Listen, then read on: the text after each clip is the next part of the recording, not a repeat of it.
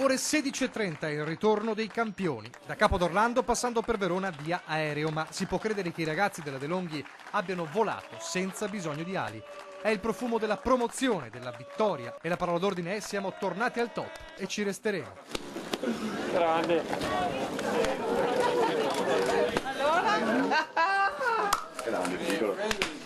Gioia che siano finiti come sono finiti questi 7 anni, se mi permettete un po' di dispiacere perché sono stati 6 anni e 364 giorni meravigliosi. Io rimango affezionato anche al percorso fatto per arrivare, perché ogni traguardo è bello per il percorso che hai fatto. Ecco, la vittoria di ieri sera, quindi terza di bella finale con Capodorlando, è bellissima perché prima 7 anni quali quelli che abbiamo vissuto. C'era una società ambiziosa, c'era una grande organizzazione, una grande città, una tifoseria fantastica. L'ho detto, c'era bisogno, credo che aver cepito che c'era bisogno di una mentalità, di un'identità e soprattutto di quello che ho parlato, di questa sana ossessione per riuscire a vincere a tutti i costi e di riportare Treviso in Serie A. Un nuovo punto di partenza dopo quello che nel 2012 vide nascere il Consorzio Universo Treviso. Quell'urlo di Treviso io ci sono gridato all'unisono da chi si sentiva defraudato dalla propria passione tutta di marca. Solo chi era innamorato di questa pallacanestro, solo chi aveva il sogno che un altro ragazzo come me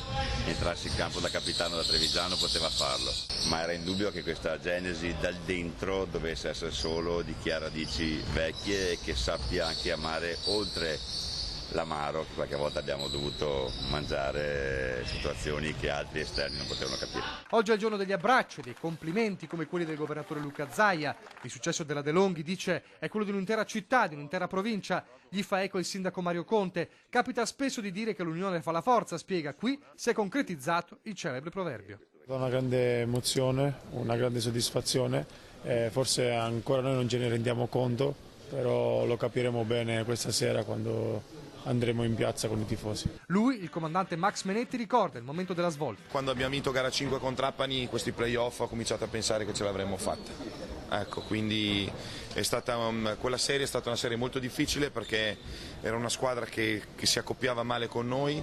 Quando abbiamo passato quello scoglio ho capito che eravamo una squadra vera e ce l'avremmo fatta. Ora la festa, poi lo sguardo alla grande sfida che li attende. Tra una settimana cominceremo a pensare anche con un po' più di freddezza a quello che sarà il futuro. Dateci fiato, chiaro che le opportunità vanno colte, soprattutto non vanno fatte sciocchezze per non sprecare quanto di buono si è fatto con l'apoteosi di quest'anno.